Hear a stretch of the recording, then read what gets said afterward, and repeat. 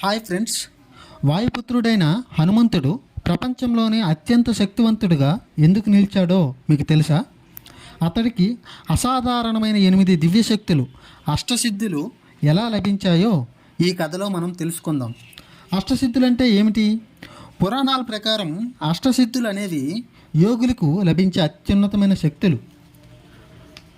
అనిమ, అణువంత చిన్నవాడిగా మారిపోవడం. మహిమ, ఏకాంత విశాలుడిగా మారిపోవడం. గరిమ, అపారమైన బరువుగా మారడం. లఘిమ, పూర్తిగా బరువు లేనివాడిగా మారడం. ప్రాప్తి, ఎక్కడికైనా క్షణంలో చేరుకోగల శక్తి. ప్రాకామ్య, ఎటువంటి కోరికైనా నెరవేర్చగల శక్తి ఉండడం. ఈశిత, ప్రకృతిని నియంత్రించే శక్తి. వశిత, ఇతరులను వశంలో ఉంచుకునే శక్తి.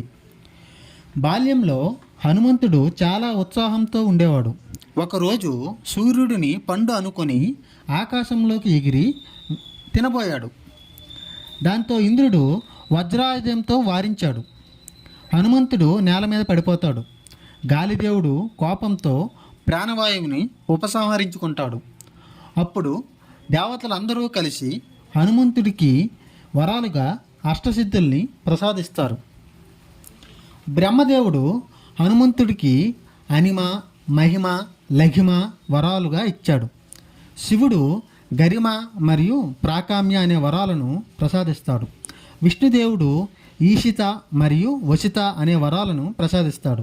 అగ్నిదేవుడు అగ్నికి భయం లేని శరీరాన్ని హనుమంతుడికి ప్రసాదిస్తాడు.